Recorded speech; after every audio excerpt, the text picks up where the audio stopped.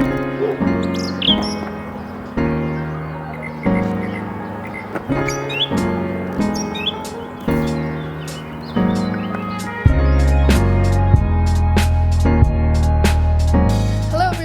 welcome back. I'm Colorfully Simone, and today we'll be talking about my spring favorites. These are just some items I decided to go through and think about what I've really been using in this quarantine time, things that are very simple, things ranging from skincare to books to art supplies, and yeah, things that are just kind of helping me through my day-to-day. This last week was definitely one of the harder weeks. Feeling very just mentally not all there, a little bit empty, very lonely, and just trying to find things that can help me through my day-to-day. It's definitely hard. So for anyone kind of struggling out there, I understand, I support you, sending you love. We will get through this eventually. Starting off with skincare today, one of the things that I've been loving this spring and just the last couple months in general is this product by Curology. Curology is a skincare brand. They specialize in a formula based for your specific skin. So if you send them in photos of your skin and then kind of things that you want to tackle and improve on, they'll send you specific ingredients in your product. The little product kind of comes in a bottle like this. It's really nice actually. It has a pump on there. Like on the back it says my name and then the ingredient. On their website you can see they have a bunch of different trial pics of people who have used it for a couple weeks now and how their skin improves. Also forgot to mention, so yeah, it was something that I decided to get about 2 months ago because my old roommate had gotten it because it was free basically. All you had to do was pay for the shipping, and I think that was only like $5. Like, why not try this new thing? I know this is something you shouldn't do, but I definitely try skincare products every couple months, either just because I get bored or it's like when I run out, I don't necessarily want to just buy the same product or I can't find that product. So if you go through their website, they'll have a dermatologist be kind of paired with you, and then they decide your formula and they send it off. Honestly, I feel like I did see an improvement. The texture around my nose and eye area specifically was probably the worst. That has kind of smoothed out and cleared up. It's definitely a product I've been really enjoying, and I feel like they're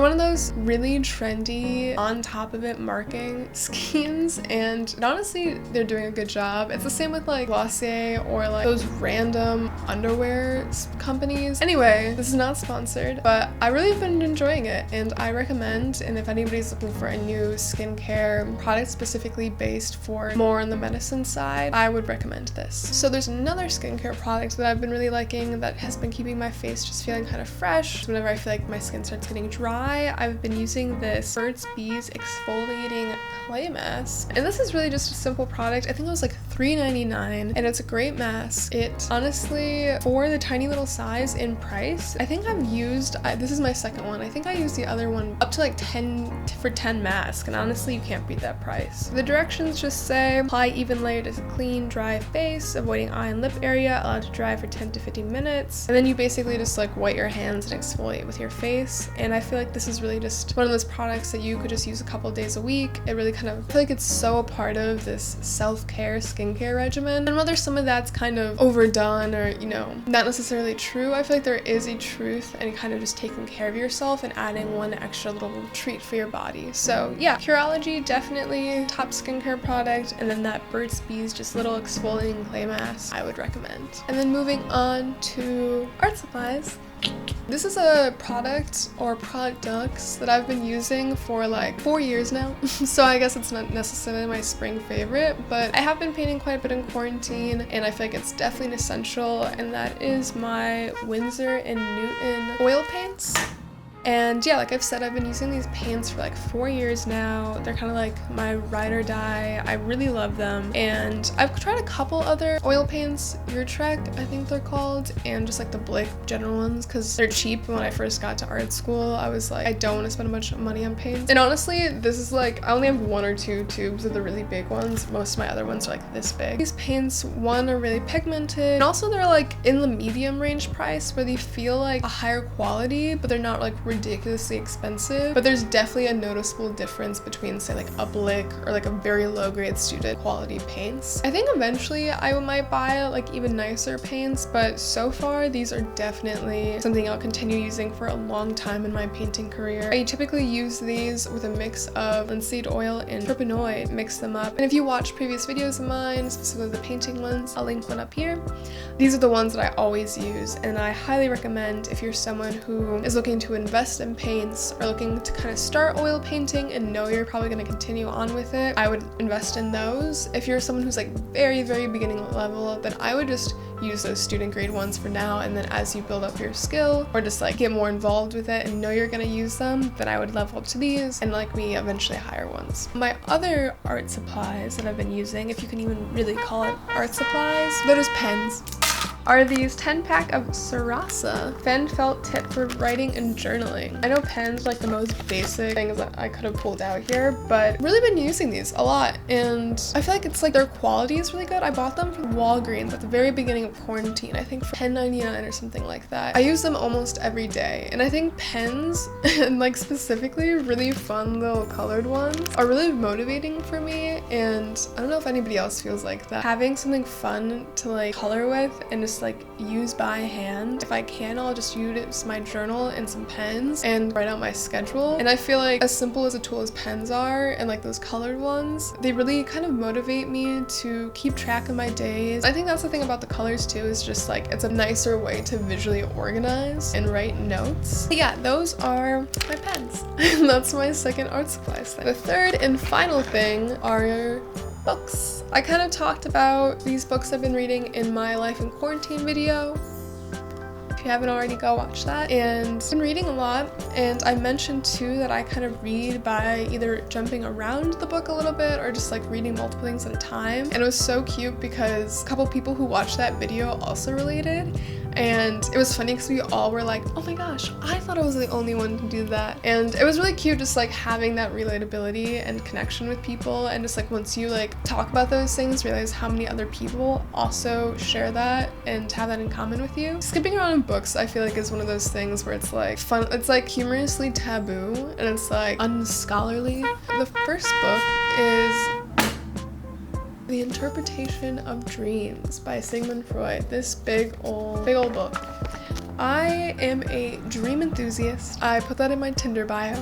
People are like, what the hell is that? No, but yeah, I just fucking love dreams. I love dreaming. I love researching my dreams. I love researching other people's dreams and just the psychology behind it. And for a long time, dreams have been really important in my life. Like when I was a kid, I had pretty bad insomnia and just like a fear of going to sleep. And that's because I would have such vivid, like honestly traumatic nightmares. And it was to the point, yeah, where I would just like stay up until my body finally like made itself go to sleep because I was afraid of what I might dream. And that happened for a while through my childhood. And then in high school, I would have insomnia, and that thing that would happen where I would wake up at like 2-3 in the morning and just be up for like an hour or 2 hours, and then like fall asleep at like 5 a.m. and then have to wake up at like 7 for school. And that was just not fun. But then like towards the end of high school, and especially beginning of college, I started getting more into kind of like channeling energy into my dreams and, you know, researching them, researching the symbolism behind them. I even was interested in lucid dreaming for a while, and that was really fun during that process, but it was really hard. I've only done it successfully, I think, once or twice, and started smoking mugwort. It's always funny when I say that because people are like, what kind of Harry Potter ass shit is that? But mugwort, if you're interested in smoking a legal and beautiful plant, then I recommend. It's basically a psychoactive plant that before you go to sleep, if you smoke, is supposed to have your dreams become more vivid and easier to remember. And I used that for a while, and I would dream journal. And then in college, I took a surrealist art history class, and we studied Freud along with other obviously surrealist works and artists. And this was one of the books that was on the reading list. And honestly, I didn't really do all of my readings. Like I would read a little bit and just like the very basics, but school was just hard, so didn't have time for all that. I saw it in my pile of books during quarantine and was like, I should try to give that another read. So I've been reading that, and it's honestly really interesting and really engaging. I was kind of worried that it would be pretty dry and just very academic, but the way that Freud wrote was just advanced and easy to read. And it kind of goes through everything from like, you know, what are dreams, the symbolism of specific dreams, you know, mental illness tied to dreams, and just like your psychosis and all sorts of things. And I know, it's just very interesting. I recommend if you're definitely into dream psychology and psychoanalysis. And I know there's some issues with Freud, like any really white man, writer, psychologist, artist, like ever, there's gonna be problems, but I think this is definitely a crucial, important work in not only psychology, but specifically dream psychology. And then my last thing in my second book is this book called Pilgrim at Tinker Creek, written by Anne Dillard, and this is from 1974. So this book is a very simple, beautifully written book. Not much happens. It's very mundane, and I feel like that's why it kind of is leaning towards like the perfect quarantine book, because it's just so incredibly peaceful to read. It's just about this woman who lives in nature near this place called Tinker Creek. She just documents her kind of days. You know, she'll be outside looking at frog eggs, or she'll, you know, talk about her walks around, you know, a pond, or the way that she then intertwines these very simple acts of nature, or these very simple discoveries, with history, with psychology, with referencing literature and poetry. She is so knowledgeable of so many things. I'm reading that, and it's definitely a slow read. I only read a chapter maybe every couple of days. Really great read. I highly recommend. Again, those are kind of the things that have been keeping me entertained, keeping me healthy, keeping my mind active during quarantine, and things I've really been appreciating. And I hope you enjoyed them. I hope you enjoyed this video. If you have any recommendations for books or art supplies or other skincare things, please let me know. I think just like sharing knowledge and sharing just what other people are doing and interested in is always a beautiful thing. So reach out to your friends, your family, random people on the internet, and just kind of share something that you've been enjoying during this time. It could be the most simple thing, like pens. But yeah, thanks for watching this video. Remember to like and subscribe, and I'll see you next week. Thank you.